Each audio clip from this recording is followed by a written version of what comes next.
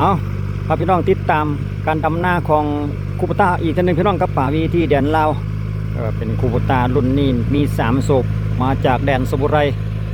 เมดอินเจแปนสำหรับคูปต้ารุ่นนี้เนาะเอามาติดตามฝีไม้ลายมือการดำของคนอีกท่านหนึ่งสำหรับเปิดฉากเดือนแรกเนาะฤดูนาแซงปี2026เนาะตัวที่กำลังสีดำนี่พันอย่างเซซีเซบังไฟซีมันจะเป็นเขาดอได้เนาะเขา3 เดือนได้เนาะเขาดอไวสลับเหมาะสลับนาแซงเฮาคือกัน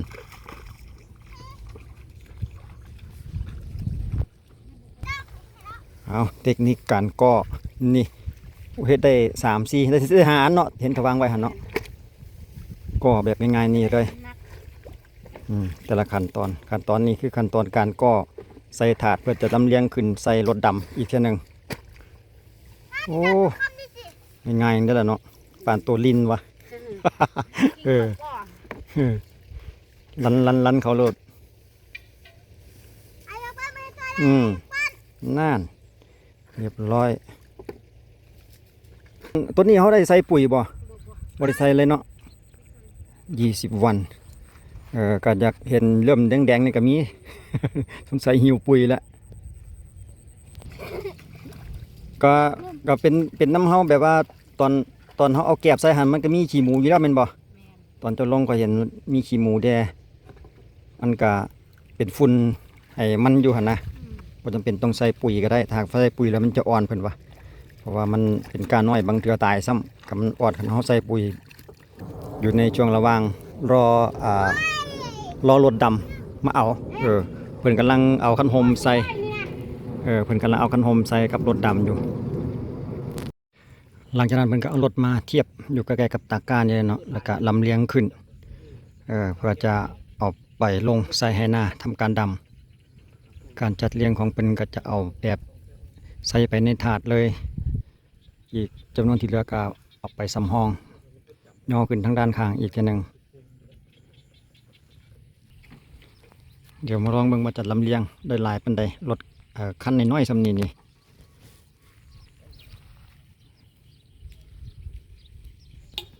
บนหน้าเสื้อใส่ได้85 ถาดรถคันน้อยๆเต็มสปีดแต่ว่าก็ยังมีอยู่ด้วยล่ะบอลว่างหากวันที่ใส่อีกเต็มคาราเบลเลย85 ถาดพี่น้องเอ้ยรถคันนี้เอาขั้นตอนต่อไปคือติดตามรับชมการดำบาดนี่ มื้อนี้จะเป็นมือแรกมือตำยิดสำหรับ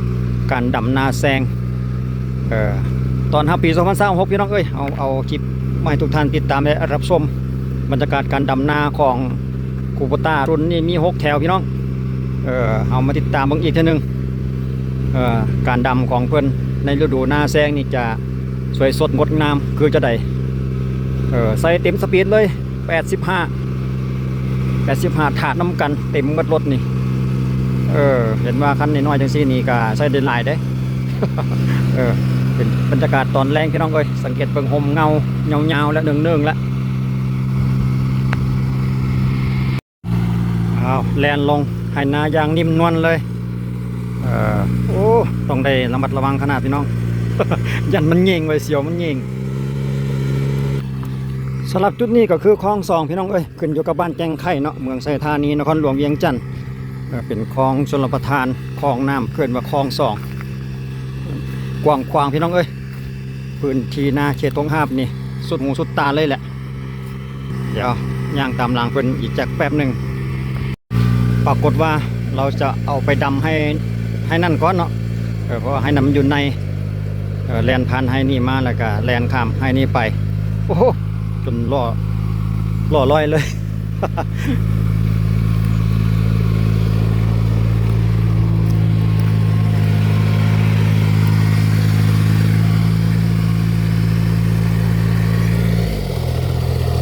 ถอย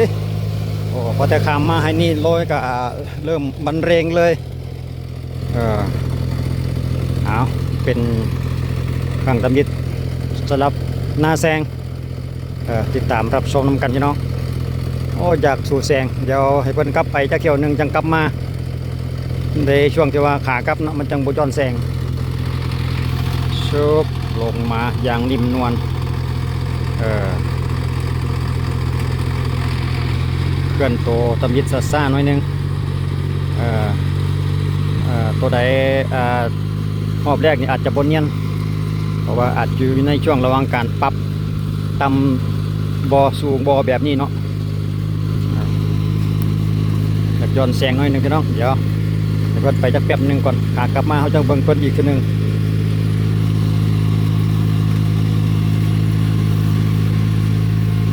สามารถปรับได้พี่น้องเอ้ยคนว่าสามารถปรับได้มัก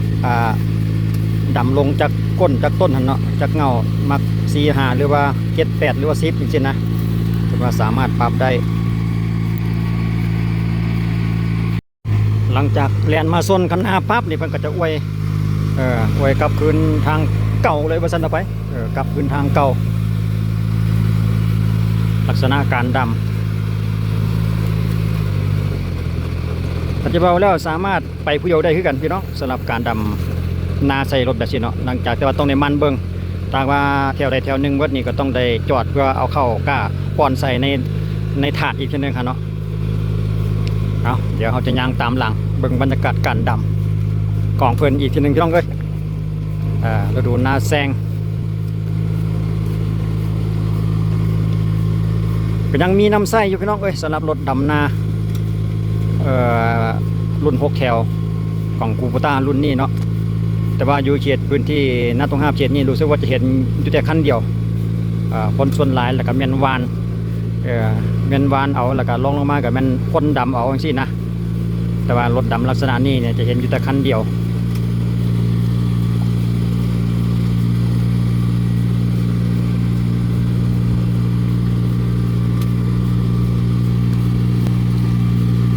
ถาดมันก็จะเลียนไปเลียนมาได้พี่น้องสังเกตเห็น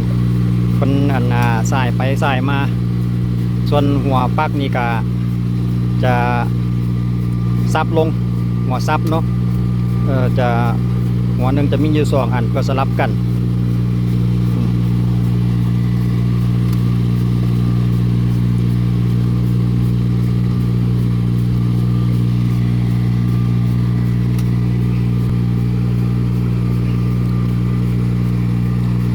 ลมดี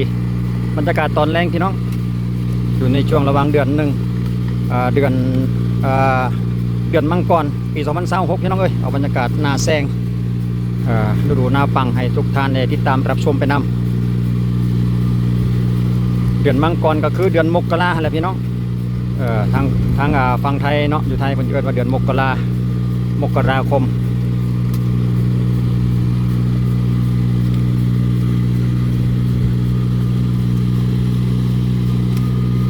ก็ถ้าว่าเฮาเฮ็ดได้แบบนี้แล้วก็ง่ายได้อยู่ได้พี่น้อง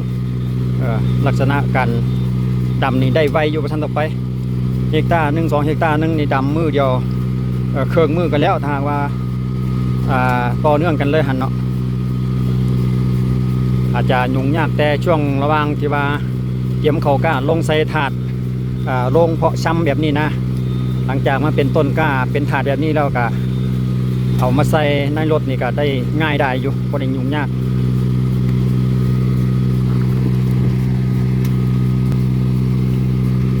การเตรียมดินของเพิ่นนี่ก็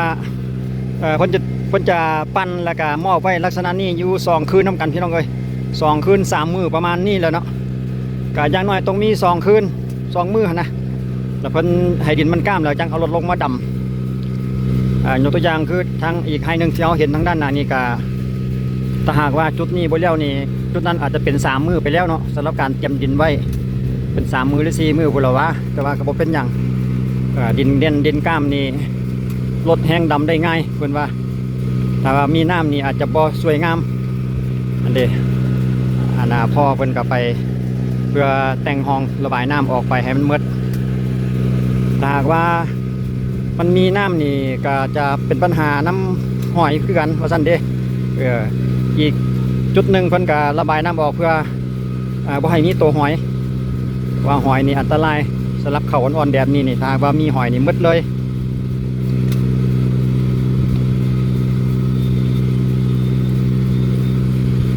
หลังจากนั้นพอเพิ่นกลับมาขึ้น พ่อกับลูกซวยเดียวลูกชายเป็นผู้ครับ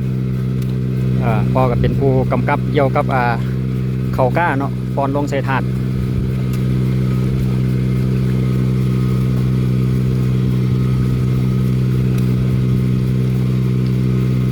จะปอนลงลักษณะนี้หลังจากตัวใดมันมืดไปแล้วเนาะเพื่อบ่ให้มันขาดตอน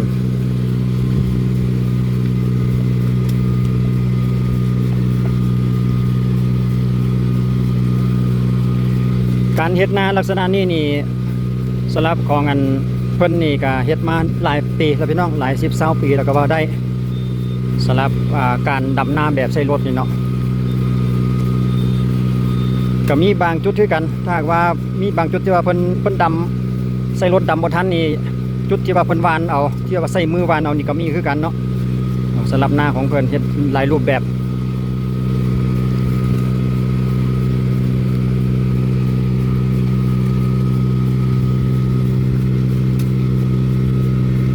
เป็นรถคูปต้าพี่น้องเป็นเครื่องจักรขนาด3 สูบเนาะจะกินน้ำมันกระส่วนก็น้ำมันดีเซลนะพี่น้องอยู่ลาวเพิ่น1กระส่วนเนาะกินน้ำมันดีเซลเครื่อง3 สูบเป็นลูกครึ่งลาวญี่ปุ่นสำหรับรถดำรุ่นนี้เนาะมาจากMade in Japan พี่น้องมาจากญี่ปุ่นนั่นเอง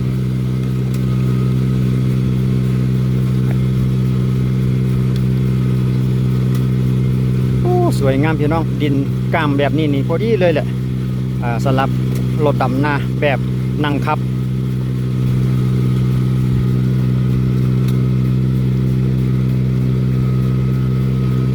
ที่รถเพิ่นเลียนมานี่ไฮหนึ่งจะมีอยู่6 ไร่น้ำกันเนาะยาวไฮเดียวเลยแดนสาวยาวสาวเดียวหลังจากเราไปสุดแล้วก็เพิ่นจะตีรถโค้งกลับคืนทางเก่าเลยบริเลียนอ้อมบริเลียนวนแต่ยังใดเนาะเชิบมาเบิ่งจังหวะนี้ยกขึ้นไม่ลักเขตแดนเพิ่นก็ขึ้นไปพร้อมได้ หลังจากนั้นก็เลี้ยวกลับคืน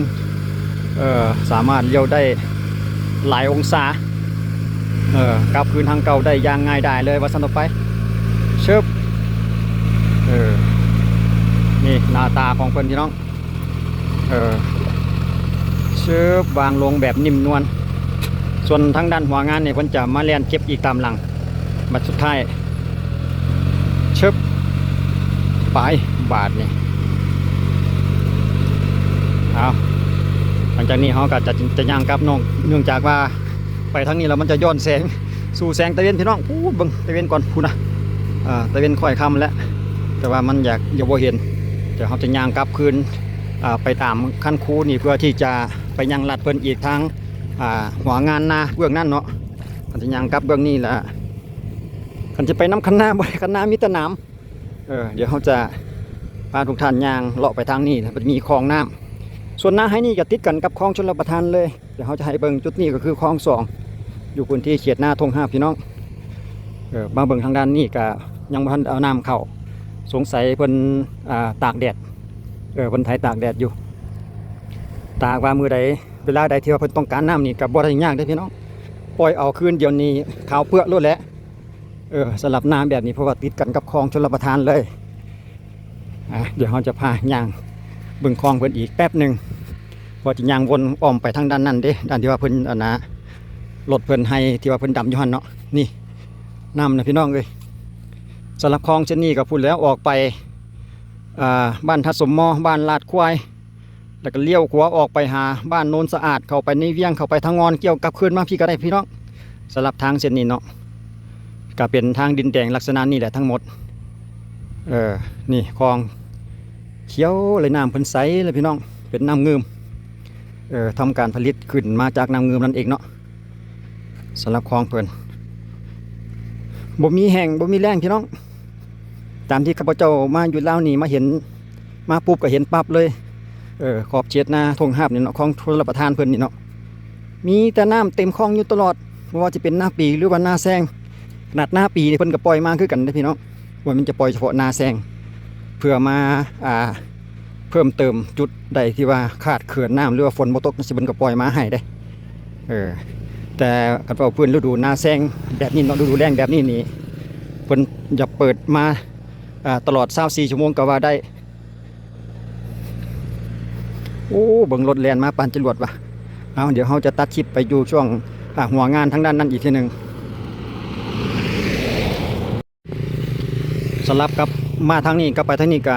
จุดนี้ก็ขึ้นอยู่กับบ้านแจงไทยเนาะขันไปทางหน้าขันแล้วเข้าไปทางนี้กับบ้านภูคำไปหาบ้านภูคำแล้วก็ขึ้นไปเขตทางงอน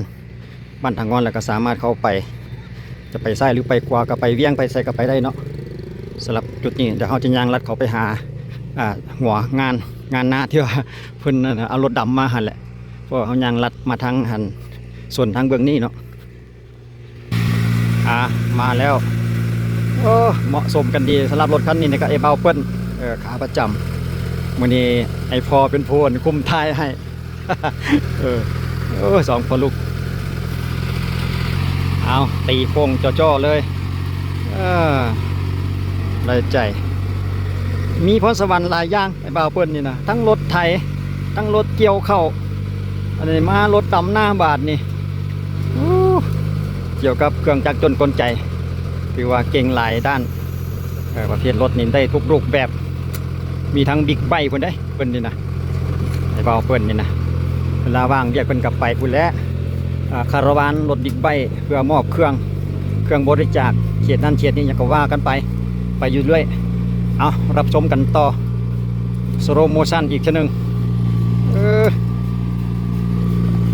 เริ่มต้นมายางใหม่อีกทีนึงกะอาจจะพอๆกันพี่น้องเลยรอบนี้อาจจะบริยางนำเอาบรรยากาศให้ทุกท่านได้รับชมไปสำนีเขาก็ฮู้ดอกว่าเทคนิคการดำของเพิ่นหมดให้นี่เพิ่นว่าอยู่ประมาณ200ปลายแต่ว่าที่รถเอามานี่มีแต่80ปลายเนาะ85ก็แตะ85ถาดว่าซั่นต่อไปแต่ว่าแล้วเมื่อไทยตั้ง200กว่าเพิ่นว่าเด้มาแล้วไปเดี๋ยวเพิ่นเรียนไปอีกจักแป๊บหนึ่งก่อนไปกับ4รอบนี้เป็นรอบที่4เนาะ